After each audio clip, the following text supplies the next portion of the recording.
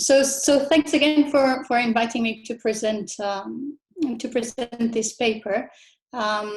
This is joint work with Daniel Metzger, who is my longtime co-author, and with Diogo Mendes, who just joined the. Actually, I should have updated his affiliation. He just joined the Stockholm School of Economics. So this is a paper. It's basically a randomized controlled trial in Mozambique that aims to measure the impact of financial education for managers. And let me start as usual by motivating the paper, and I'll go through the motivation, and at the end of motivation I will take some questions from you. So it has been shown that misallocation of capital and labor contributes to lower productivity of countries. And this has been linked to two things. So first, financing constraints. So basically the idea that limited access to external finance can compromise the implementation of good projects that companies might have. And second, a second friction, which is the lack of good management practices. So there is this by now large literature started by Nick Bloom that documents a link between firm performance and the quality of management practices.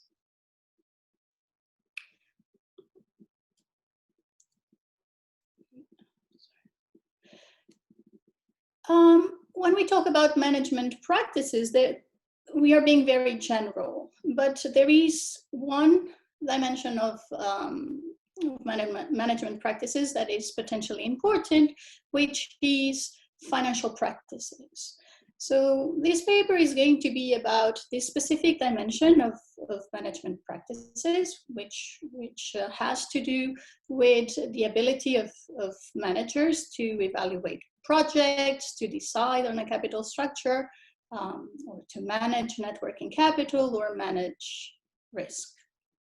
And the main question that we want to tackle is whether financial education can help mitigating financial constraints, in particular in contexts where financial frictions are very severe. Why? Because we know that when there are no financial frictions, financial decisions do not matter. However, when these financial frictions are quite severe, it may be very important to have enough financial expertise and to be able to make the right financial decisions. So this is very naturally a follow-up paper on my previous work with Daniel Metzger, where we showed that financial expertise of managers is correlated with financial practices in the firms. In fact, we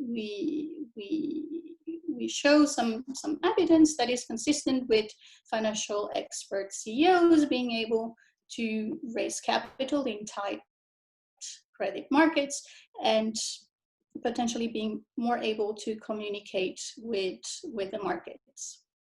So what we want to learn is whether, and because on this paper we mostly document correlations, so with this new paper we want to take it one step forward and understand whether financial education of managers can help to alleviate some of these constraints, and for instance by allowing them to use alternative sources of credit such as trade credit, and obviously and ultimately to have a positive impact on firms. So what do we do more specifically? So we are going to study, so the project has two stages, and in the first stage we study how financial policies vary with firm and CEO characteristics, specifically financial expertise in Mozambique. So we document this correlation, but for Mozambique. And then in a second stage of the project, we study whether financial education can help CEOs to implement more efficient financial policies. And we do this by conducting a randomized controlled trial with medium and large firms. So we have 93 firms in our sample to be able to measure more precisely the impact of financial education of top executives on financial policies and firm performance. And what do we find, in case I don't have time to go through everything? So from the first part of the study, we basically document a similar correlation to what we find in the previous study for the US. We document a correlation between the financial background and the sophistication of financial practices for managers in Mozambique. And then from the second part of the project, we are able to identify treatment effects of an executive education course in finance on firm financial policies. And the largest impact that we find is related to short-term financing. So basically on working capital that goes through changes in account receivables and inventories.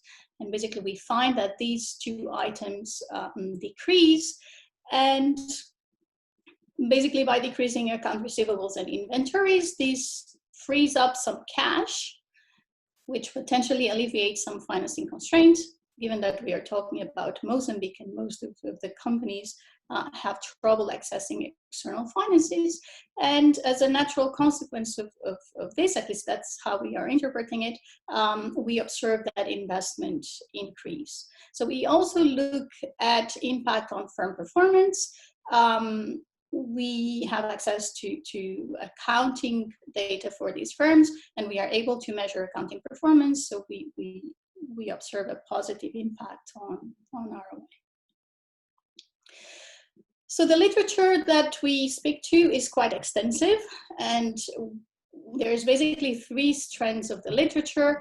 The first one being the literature on management practices. So we have several papers by Nick Bloom and his co-authors documenting a positive correlation between the quality of management practices and the development of countries, and also the productivity of firms.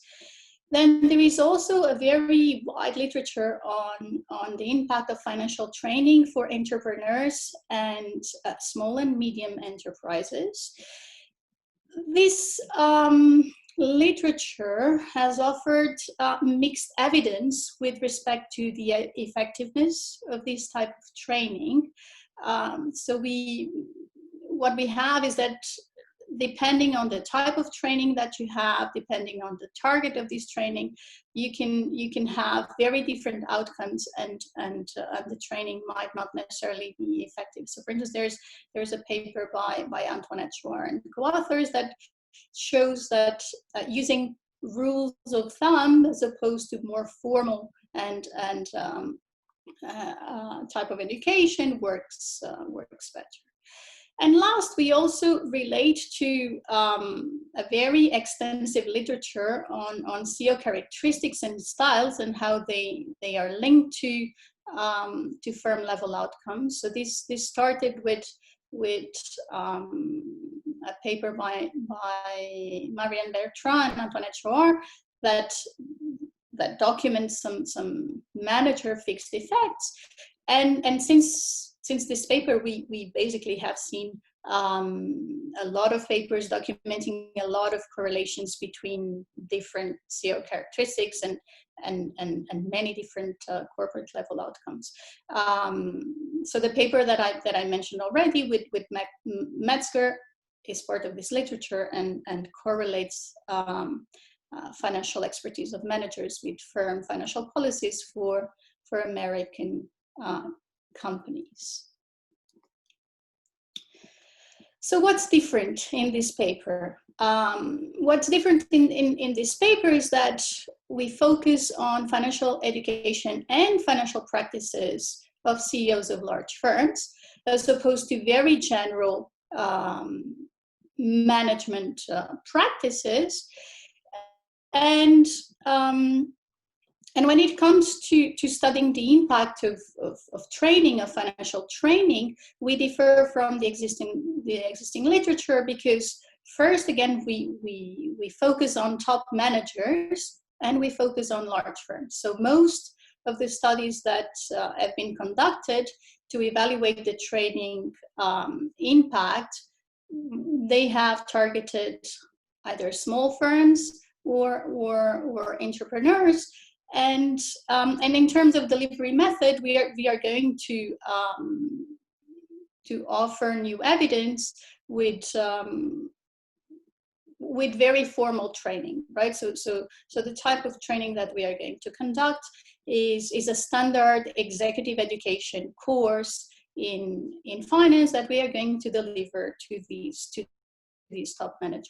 And this is very different in terms of target and in terms of the type of training from what we have in this literature. So why Mozambique? So why do we do this in Mozambique? Mozambique ranks at the very bottom of management practice index. So there is certainly big scope for improvement. And in terms of financial frictions, right, it has also been documented that most companies refer that they have trouble when they try to raise external financing, right? So there is some potential to alleviate financial constraints in place.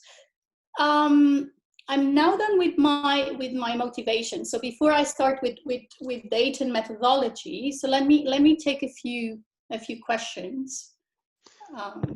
Sure. So how could you differentiate the effects of education from the effects of skills or ability?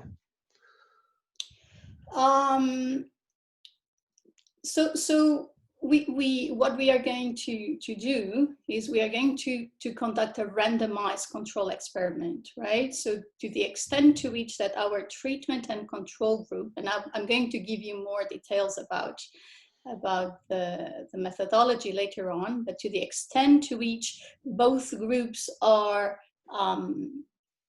balanced in terms of the unobserved characteristics of these managers, we will be able to distinguish or we will be able to identify a treatment effect of education. So what do we mean by the financial education? What problem, agency issue, or behavioral bias does this curriculum address? So I'm going to be very precise about the topics that we covered in the course. So basically the type of education that we are talking about is the type of education that you would get in a very general MBA program. So not necessarily we are trying to tackle or to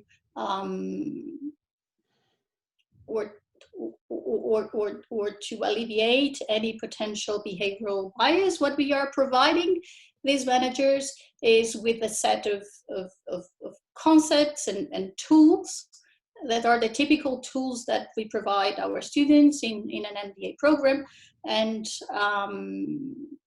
that they can apply when going back and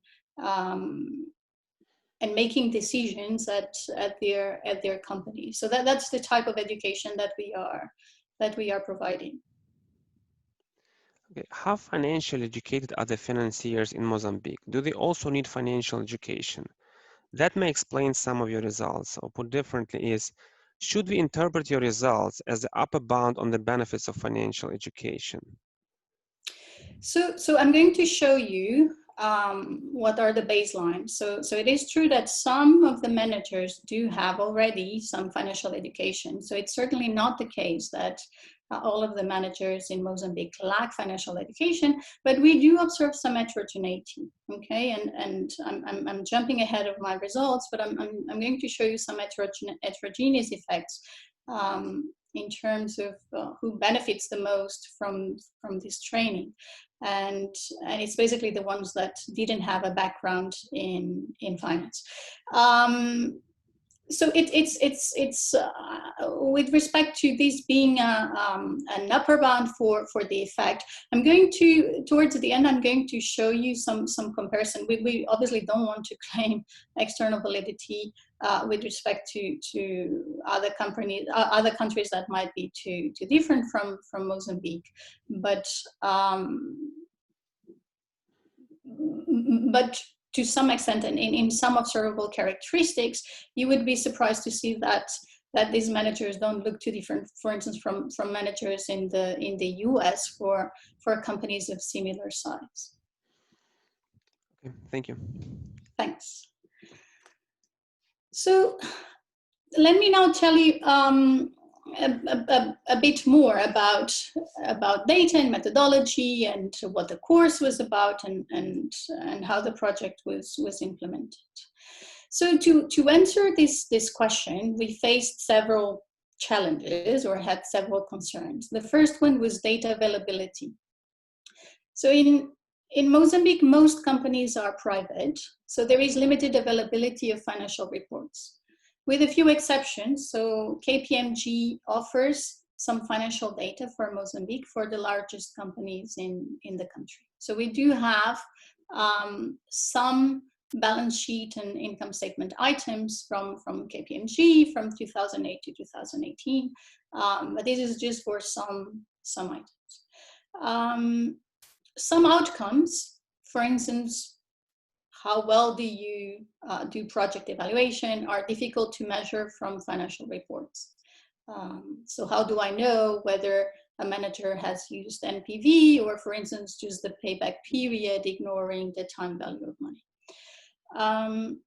The second concern is the fact that if I just look at correlations, I face several layers of selection. Right, so it might be that financial experts might just be too different from other managers. So we do know that education is not randomly allocated. And also in our previous paper that I mentioned, we show some evidence that indeed there is endogenous matching of financial experts to large and more mature firms. So how do we tackle these two problems, data availability and the fact that we have several layers of selection? What we're going to do is we're going to staggered random treatment of financial education. What does it mean? It means that we are going to get a sample of companies and define a treatment group, define a control group randomly, and treat both groups. Okay, so what we are doing here is we are keeping the CEO firm match constant, and we are going to randomly treat a group of them with financial knowledge. Okay, with a financial training. And in order to provide incentives for both treatment and control group to share their financial data, we are basically going to treat both at different points in time. So both the treatment and control groups are going to be treated just at a different point in time. This is helpful because both the treatment and control groups expect to receive some education in the future. So if you believe that they might change their behavior because they expect to be educated, then this is going to be true for both treatment and control. So let me give you a sense of the timeline. So this all started in June, July 2015. So we conducted an exploratory project. So in this exploratory project, we contacted companies that appeared in these KPMG reports and from local business association. And we conducted face-to-face surveys of the companies that were willing to talk to us. And we documented the financial education of managers, financial practices, and also we tried to understand whether there would be an interest of participating in an executive program in finance. We evaluated what would be the most relevant topics to teach and what would be the best schedule and dates for us to run the program in order to maximize attendance. So then after this exploratory project, basically we were able to characterize the managers and the firms in Mozambique and to understand a bit more what were the financial practices and the level of financial education. So later on, we went back to Mozambique to start the second stage of this project. So that's where the RCT starts. So we basically contacted the companies that we had contacted before and a few more, and we invited them to enroll in the program.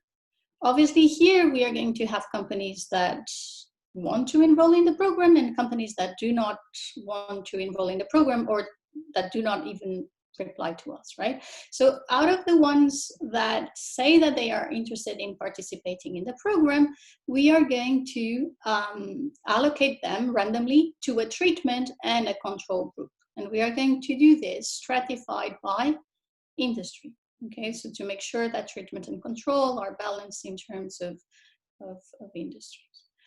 And we are going to have two groups from this point on. We are going to have a treatment group and a control group. So the treatment group is going to be offered the course in finance first, okay? And this is going to happen in May 2017. At the same time, the treatment group is having this course, the control group is invited for a networking event. And here the intention is basically to be able to understand whether networking can play a role in our effects later on. So after 15 months, we visit the, before that, we run an exit survey, okay? So we ask the treatment group about intentions to change their financial policies. So 15 months later, we visit the companies and for new data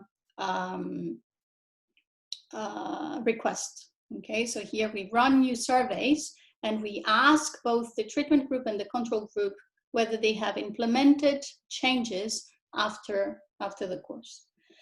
And later on, so both in November and April 2019, there is a second edition of the course where we teach what we call the control group, okay? And we run a new survey asking about intentions of the control group to potentially change their behavior. So in terms of sample, so we started with almost 600 companies that we invited to participate. So for some of these companies, we have KPMG data. For some of the companies, we have both KPMG and hand-collected data. So that's the numbers you see in this process. So out of these 600 companies, we have almost 500 that decided not to enroll and 93 that enrolled in the course, okay? And out of these 93, we have 48 randomly allocated to the control group and 45 to the treatment group. So now you may wonder why this number is bigger. So why do we have 3 extra companies in the control group? And this has to do with the fact that we had a few, not that many, but at least 2 business groups, and we made sure that all of the companies that were part of the same business group would be in the same control or treatment groups. So out of the treatment group, we had 4 companies that didn't attend the course and 41 that showed up in the classroom, so to speak, and attended the course. So out of the control group, take-up rate was not as high, but we need to remind ourselves that almost 2 years have passed since we first contacted them with invitation to participate. So we basically had 27 coming to the course and 21 not taking up. So the type of firms that we have in the sample are, for instance, the brewery company, the local brewery company, a salmon company, and for instance, one of the largest hotels in Maputo, which is Pulana. In terms of coverage of industries, as you see, the coverage of participating companies and non-participating is not too different, except for tourism. The reason why tourism is different is that we run the course in Maputo, and most of the large companies in Mozambique are headquartered in Maputo, except for the tourism ones. Okay, so except for hotels, and that's why the representation of tourism and accommodation is smaller for our participating firms. So before I start with the numbers, maybe I will take some questions now with respect to the methodology and Yes, we have a number of the questions. setup. I'm probably going to be a bit ahead of time, but again, you are free to deflect them until later points. So, are you able to control for quality difference in education programs, and also how well different managers learn at similar quality programs? Okay, so the answer is no. I'm not able to control for quality. So basically, as I'm going to show you in a minute, so the program was delivered by me and by Daniel Metzger. So we basically we were the ones who delivered the program, so we don't have enough variation in terms of the quality of the training, right? So this was one training program. So the short answer is no. We cannot, unfortunately, we cannot differentiate between quality with this study. Do we need to adjust the estimates for the fact that large percentage of the sample chose not to enroll? Put differently, there is also selection in terms of the people who chose to enroll as those who are willing to learn or network. So that's fair, right? I guess that so the estimates, if you want, so that criticism doesn't invalidate the internal validity of our estimates, right? So I guess that question has to do with the external validity of our estimates. Towards the end, I'm going to show you some statistics, because we do have data from KPMG for non-participating firms, and I can show you that they don't look too different, at least in terms of observables, the ones that participated from the ones that did not participate. But obviously, we can have several reasons for why the companies, some companies decided not to participate. We know that there are peer effects when it comes to financial policies. How do you address peer effects? How do you disentangle the education effect from the peer effect? So again, I'm going to get a bit ahead of myself. As I shown you, we try to differentiate by running this networking event. We try to some extent to control for possible networking benefits, right? However, when it comes to the training, in this setting, we are not going to be able to disentangle peer effects, in the sense that it might be the case that these managers learn in the classroom not only from the instructor but also from their peers. However, if we think that usually education comes in a bundle, right? So you sit in a classroom with other peers, right? And when it comes to replicating programs like this is at least in one model that's what you're going to get. So again, the short answer is we are able to some extent to rule out effects of pure networking, of business developing from meeting with other businessmen, businesswomen, but we cannot disentangle learning from peers in the classroom. At least with this setting, we cannot. So we are what we do in this paper is we are evaluating the impact of a face-to-face executive program in finance, where you can learn from your instructor, but you can also learn from your peers. So one of the issues with short-term exposure to financial education, financial literacy is the longevity of the effect. I think there is a number of papers showing short-term effects of brief personal finance classes for general population. So how does that relate to your study? Do you see the longer-term effects, or basically this is a short-term effects and they need to be re-educated? So what we find is, so we were able to collect data 1 year after the course, and more recently 2 years after the course. So what we see is certainly a short-term impact of the course, and we see that the effects do not disappear after 2 years. So we don't see it rebound, but yeah. So that's what we get. But Okay, but I am certainly getting ahead of a lot of results that I'm going to show you later on. okay, so let's move on to the results. Yeah, okay. Because I also still needed to give you some details about the course.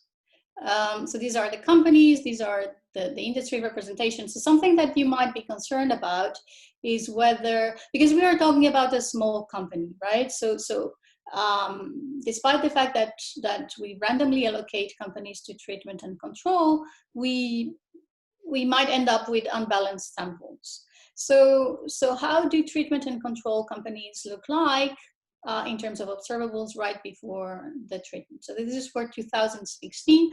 And for most of firm characteristics, so size, capital structure, working capital, and performance, the differences are not significant, except for size. Okay, so we have here, what happens is that the control companies are larger than the treatment companies, and this happened to be the case because a couple of quite large companies ended up in the control group and not in the treatment group. So when you look at the median differences, we don't see a significant difference anymore. But what we will do later on is we'll have this in mind, and in some of our specifications we are going to control for size. So what we do as well is, and again, because we are in a small sample, we calculate these normalized difference. So for these normalized difference, we take into account the standard deviation of the different characteristics. And so basically, as a rule of thumb, if we have a number that is higher than 1, then we have a problem. If we have a number that is smaller than 0.25, then we are perfectly fine. So we are perfectly fine for most of the firm characteristics, and we don't have any normalized difference above 1. So when it comes to the characteristics of the managers, what do we have? So here what we have is that treatment and control look pretty similar, except for the nationality. So we happen to have a bit more Mozambicans in the control group than in the treatment group. And again, what we are going to do later on is to expose to control for this.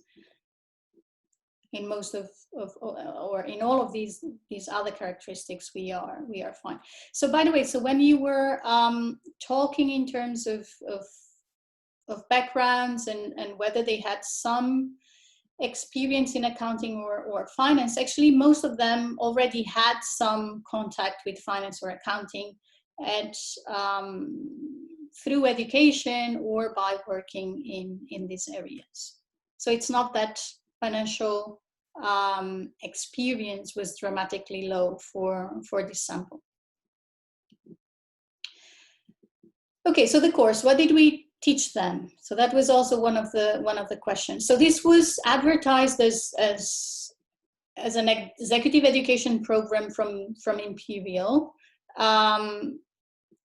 as advertised as me being the main instructor, and this was also advertised as free. They could browse the program, and they would see an indicative value for the program. So this is about £5,000.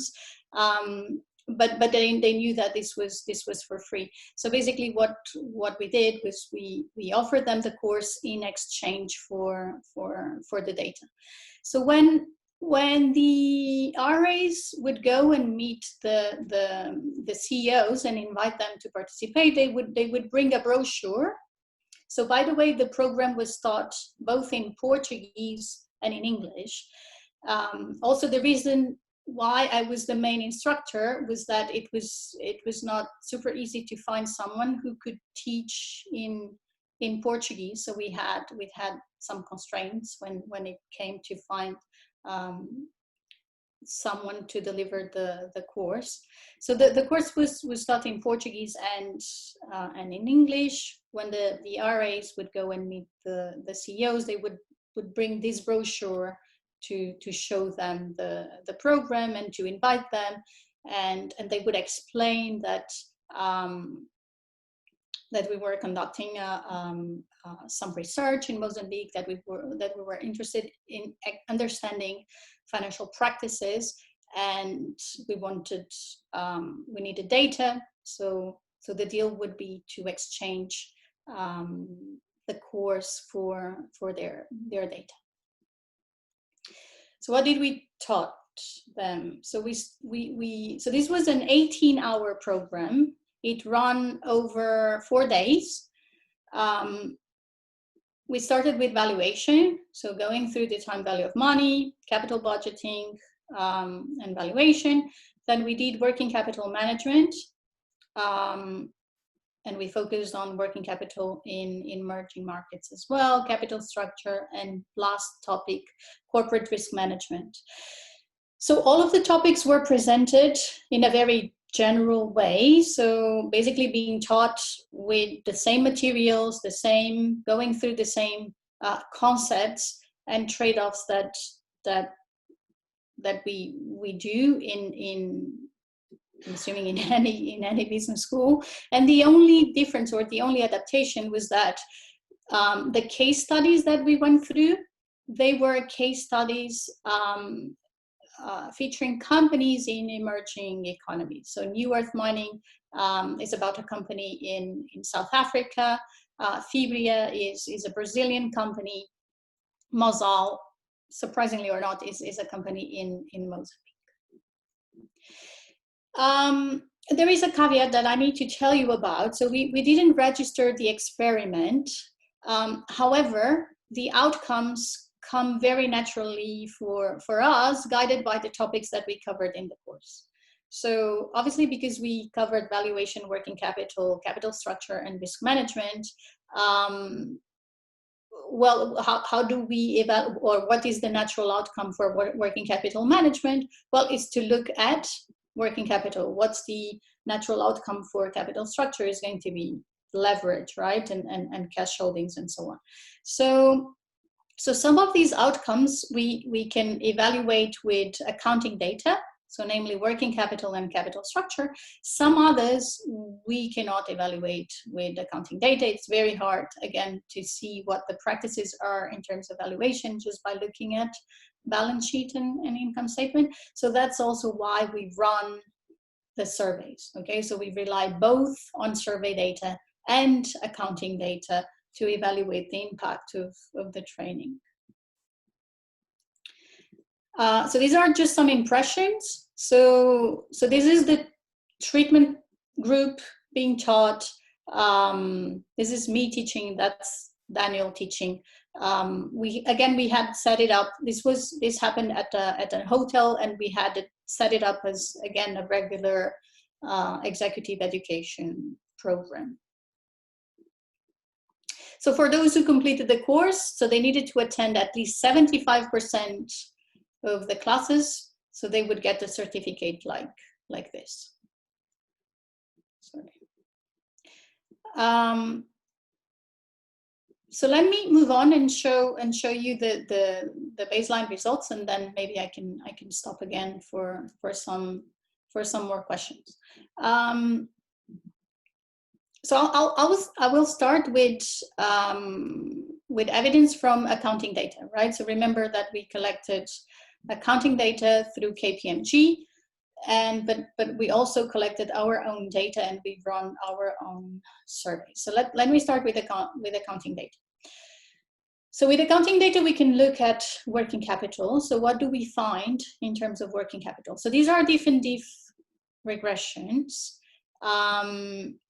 So we basically have several years of data before treatment. So treatment occurred in 2017, and we have data from 2008, and we are using all of these historical data to estimate the treatment effect. So that's why, despite we only have, for instance, for working capital, we have 78 companies, we have 523 observations. So what do we find? So we basically find a negative impact on working capital. So basically, working capital decreased for treatment group when compared to control group. So this is true if we use working capital divided by assets definition, and also if we use working capital divided by sales. So in terms of magnitude, the effect is approximately half of a standard deviation. So then we want to understand what is driving this drop in working capital. So we look at components of working capital, and what we see is that it's mostly receivables, is mostly a decrease in receivables that is going on. So accounts receivables drop for treatment more than they do for control group. So the point estimate is 0.2. In terms of magnitude, this is about 0.6 standard deviations. This is basically the same result, just expressed in different units. So this is the average collection period, and it might sound a huge effect, right? So these are 75 days, but we need to keep in mind that average collection period in Mozambique is something like 6 months. Okay, so so that's what it is. So we also find a decrease in inventory. So inventories go down. We don't find any effect on payables, any effect on cash. So because receivables and inventories go down, we know that the expected effect on cash holdings should be positive, right? Unless they do something with the cash. So what do these companies do with the cash? Well, again, we find a positive but not significant effect on cash holdings. We don't find any changes in leverage. Well, we have a negative coefficient, but it's not precisely estimated, but we do find a positive effect on capital expenditures. So the effect on capex is about half of a standard deviation. We don't have good data on payout, so it could also be the case that with this cash inflow from reducing working capital, that companies could have just pay out to shareholders. We don't have good data, but for the companies for which we have data on payouts, we don't see an increase. So what about efficiency? So what does this tell me, right? So we see that that there are these changes in working capital, right? We do see that they do invest in capex, right? So there is this changes in working capital and investment goes up, but it's not obvious, right? Or it's not clear whether this is a good or a bad decision, right? So for instance, we also observed that they decreased inventories, but if they hold too low inventories, this might compromise their sales in the near future, right? Or if they renegotiate their receivables with their clients, some of the clients might just walk away, right, because they are not happy with the new terms. So what we do is we are going to look at performance to try to understand whether these changes were going in, let's call it, the right direction or not.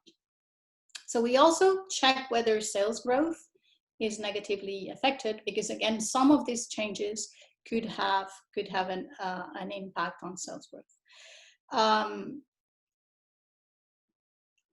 Let me tell you one more thing. So ideally, we would look at market-based value measures for these companies to try to evaluate the long-term impact, right? And because market-based are forward-looking, the number of publicly listed companies in Mozambique is super low. It's less than 10. So obviously, almost all of these companies are private, and we don't have any market performance data. So what happens in terms of performance? So what we see is we see a positive impact on ROA, also on the return on invested capital. So basically here, the denominator is different from ROA, right? So we have invested capital in the denominator. And we also look at sales growth. So there is not much going on sales growth. The effect is positive, but not significant. And we do find a large effect on ROA. So the effect on ROA is approximately 0.9 standard deviations, and about 0.75 on return on invested capital. So the fact that we don't see much going on sales growth helps to rule out the pure networking effect, right? That they are just there in the classroom to develop new business and not necessarily learning new or acquiring new knowledge. So here you can see, and in case you're wondering of parallel trends, I will go back to parallel trends later on, but I thought it would be nice to visualize the ROA result in a graph. And in case you're wondering about the magnitude of this effect, as you see, average ROA for these companies. So here we have the red line is treatment companies, the blue one is control, and the one with the small dots are non-participating firms. So you see that before treatment, the trends are not that different across the three different groups, and it's sort of reassuring to have here the non-participating firms and see that they don't differ so much from the ones that enrolled in the course. And the other thing that I wanted to tell you is that average ROA for non-participating firms, so this is the largest sample, is above 30%, right? So a magnitude of 0.2 in terms of an estimate might sound quite large, but we are talking about a developing economy where changes in ROA can be pretty large from some years to the other. So now let me show you the survey evidence, and then I'll stop again for questions. So some of the outcomes are not possible to evaluate with the financial reporting data. So we conducted a survey. So the first, or we conducted several surveys. So the first survey that we conducted was immediately after the course, and we asked the participants about intentions to change firm policies. So basically what we got, and this is consistent across the two cohorts, so the treatment and the control group. So what we get is that most of the companies or most of the managers report that they want to change working capital. The second highest policy that they intend to implement changes is risk management, and less so for valuation and capital structure. Okay, and again, this is consistent with what we see again when we repeat the training and we add we add the control group. So when we ask them, why is it the case that they don't want to change capital structure? Many firms point out that they don't have much discretion about capital structure, either because they are part of a larger group and they are a subsidiary of a larger group and they don't have discretion, or restrictions on the supply side. So the intentions to change capital structure are quite low. So what we do next is, when we visit them 50 months later, and we visit both the treatment group and the control group, we ask them about implemented changes. So whether they were able to implement any changes, and to the treatment group, whether this was because of the course. So what we see is that most of them prefer that they implemented working capital changes, and then there is not much going on in the other policies. So not much going on risk management or on valuation or capital structure. But interestingly, what we have is that we have a large percentage of companies, so 54% said that they implemented at least changes in one policy. And when we compare these with the control group, so here we can compare the difference between the two groups, the difference is positive and statistically significant. So treated firms refer that they change working capital. And actually it's interesting because also from survey evidence, they report that they monitor account receivables more closely. Some of the companies also report to change the terms of the contracts with clients. And some of them also say that they hired new employees with a focus on working capital, for instance, to collect outstanding debt. With respect to risk management, despite the high intentions to change their policies, they said that there were very limited supply of hedging instrument or just simple insurance. With respect to capital structure, as I mentioned before, they mostly said it was due to limited discretion to change this policy. So before I move on to interpretation and discuss the results, I will take some more questions. Okay, so did the course participants know beforehand that you will evaluate learning outcomes? If so, do you think it affects your results and interpretation, and how? So some of them were asking whether there would be an exam. So there was no exam, as usually there is no exam in these type of programs. So in a sense, learning outcomes as such were not, they were not aware of learning outcomes as such. They were aware that we would be collecting data on firm practices, financial practices, and financial performance. So here, so we were potentially concerned, for instance, that treated companies could, for instance, not be willing to share their data as much as control companies after the course, right? So here the concern is whether treatment and control behave differently. And to account for this, and I can show you some the results later on, what we did was we relied only on KPMG data. So the KPMG data is not data that we collect, and for that reason, there is less of a concern that treatment and control group are behaving differently, with the fear or the concern that learning outcomes are being evaluated.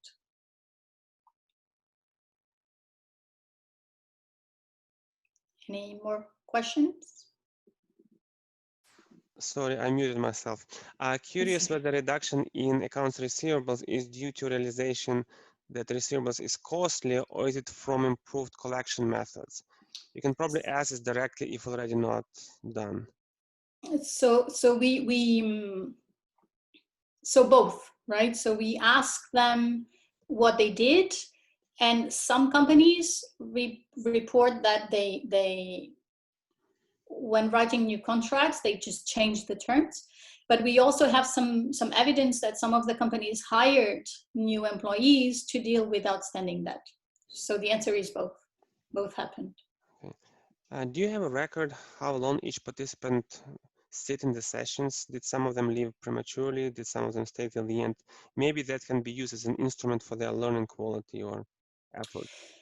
So we do. So we kept record because they were required to attend 75% of the sessions to get their certificate.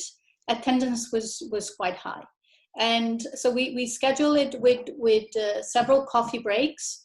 So attendance was quite high. I don't think, because the sample to start with is small, the variation from attendance is really not enough to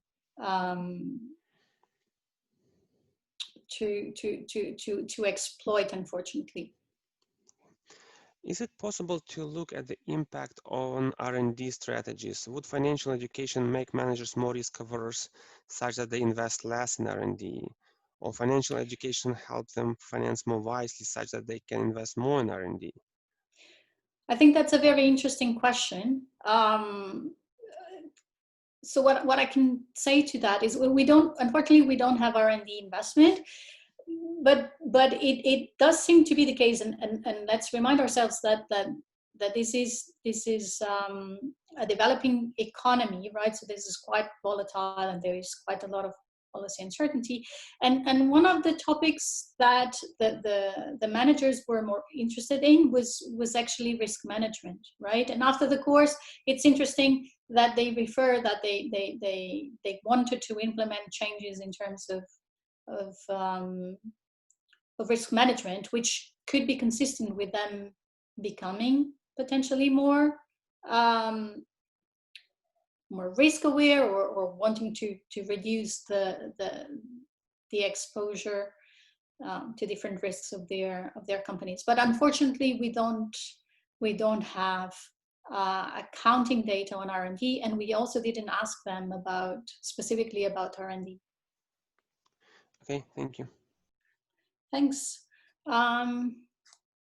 Okay, so I'll take the last minutes to show you a brief summary, and then to discuss possible alternative or possible different interpretations for the results and concerns that we had and that we tried to tackle with different strategies. So what do we see so far? So we see that the intervention led to a decrease in working capital, about half of a standard deviation. This mostly goes through receivables and inventories. How? They monitored account receivables more closely, as we were just saying, changed the terms, dedicated hirings. So what do the companies do with this inflow of money? Well, we see very small changes in leverage and cash, which suggests that they need to spend this money somewhere else. There is no clear changes in payout, though we really don't have good data on this, but we do see an increase in investments on CapEx, about half of a standard deviation. So are these changes efficient in any way? So do companies do the right thing, take the right decision when they implement these changes? Ex ante, this is not obvious. And the way the course was presented was always as offering them the tools to make and to evaluate the trade-offs, to make the decision themselves, and not offering a one-size-fits-all solution. So it's very important that we look at performance to understand whether or not these changes were potentially in the right way. So so we are interpreting them as yes, as this improving efficiency in companies. Why? Because we do observe increases in ROA. Sales growth do not decrease, And because they invest, and because most companies in Mozambique prefer to be financially constrained, we are interpreting this as financial training, possibly relaxing some of these constraints, right? Finding them finding ways of financing projects, and that's why we see the increase in investment. So let me also make a remark that it gives us quite some confidence that what we see, the evidence that we see in accounting data, and remember this is collected and publicly available at the KPMG website. What we see with this KPMG data is pretty much consistent to what the managers say that they did in the survey data that we collected.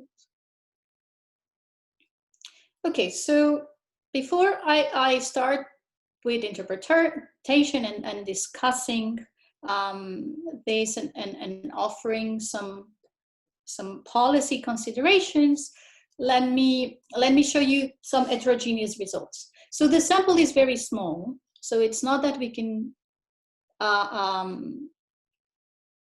get a lot of significant differences across subsamples of our treatment group, but we can still compare estimates. Okay, so here is the results for ROA. Okay, so these are the estimates for ROA, and this is our about 0.2 estimate for the full sample. And then what we do is we split the sample into small and large according to assets and employment. And what we see is that the estimate is larger for small companies. In terms of cash, there is not much going on. The estimate is slightly bigger for companies with low cash, with low leverage. Here, low leverage, because we're talking about a developing economy, can actually mean that these companies cannot access external financing. So not necessarily the low leverage companies are the financially constrained, right? And now for characteristics of the manager. So looking at their level of education and financial experience, what do we get? Well, what we see is that the estimate is larger for the ones that have a higher education, higher level, irrespective of the background. Okay, so this is consistent with the literature on financial literacy that suggests that you need some basic level of numeracy and cognitive level in order to understand the financial or to be able to get some benefits of the financial training. So when we look at previous CFO experience, we see that the ones that for which the ROA estimate is the larger is the ones that don't have experience as CFO, that also don't have a financial background, which is consistent with them actually learning something from the course and not necessarily just networking, right? And last, what we did was we did some sort of sanity check, right? So we checked whether the ones that said that had more discretion over policy were the ones that for which we would observe a larger effect, and that's the case. So more discretion, and then we crossed the accounting data, the KPMG data, with our survey data, and we validated the accounting data with what they said they were changing in the survey data. So what we have is that we have much stronger effects. Actually, all of the ROA effect is coming from the firms that said in the survey, and again, ROA is estimated using the KPMG data, but this effect is driven from the companies that said in the survey that they were changing policies. Okay, so as we covered already in some of the questions, when we talk about financial education, we are talking about, and especially in this face-to-face setting, we know that in the current situation, there is a lot of changes going on. But in a face-to-face setting, what happens is that you learn from your instructor, you can be learning from your peers, you can network with other businesswomen and businessmen. We find some evidence against the networking as the main driver. Okay, so learning from peers is hard to rule out, but it doesn't seem the case that the participants are mostly doing business with the other participants. So we run the network event for the control group. So control group also have the chance to network. Also, we find a negative effect on working capital and no positive effect on sales growth. So this is hard to reconcile with networking effects. And when we look at the heterogeneous effects, so what I just shown you, it seems to be consistent with the firms that were financially constrained and the ones that had lack of financial experience to be the ones that benefit the most. And again, this is not consistent with the networking interpretation. So the other concern that you might have is, did they actually learn something, or were they just reminded of something that they have learned before? So remember, quite a good fraction of these managers had some contact with finance before. So again, the heterogeneous effects suggest that it's learning. So the ones that didn't have previous exposure to finance were the ones with the largest estimates. And as well, the fact that some level of education was required for an effect to take place. Also, remember that we are doing this staggered treatment. So control group was reminded as well about these things, right? So so if this was the case, we would expect to see an effect on control group as well.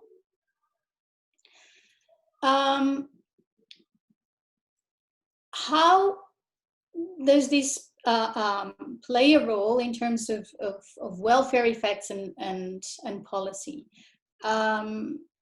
So the results in CAPEX suggest that potentially some financial constraints are being relaxed.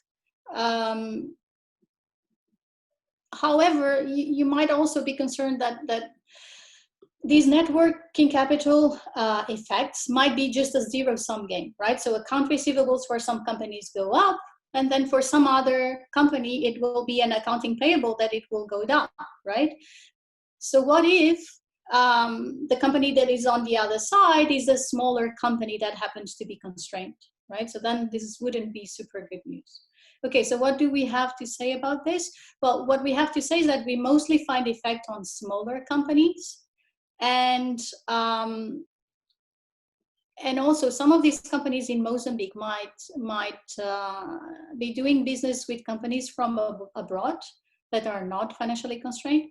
So if they are able to renegotiate the terms with other companies that are not financially constrained, then we would have some positive welfare implications.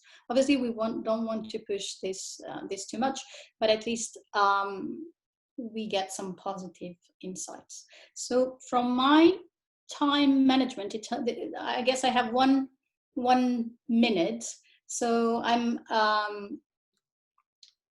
so this is just an estimated value of the benefit. So this is quite large.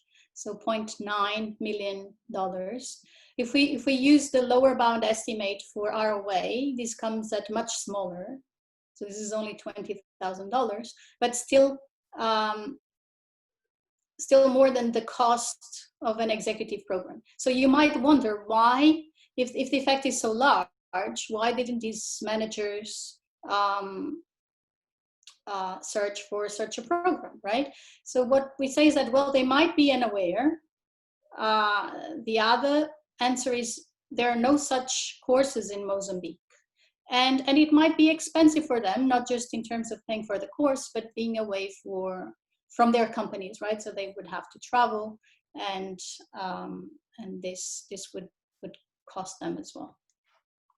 So we do run a bunch of robustness checks, okay? So with respect to internal validity, with respect to external validity, and a bunch of robustness.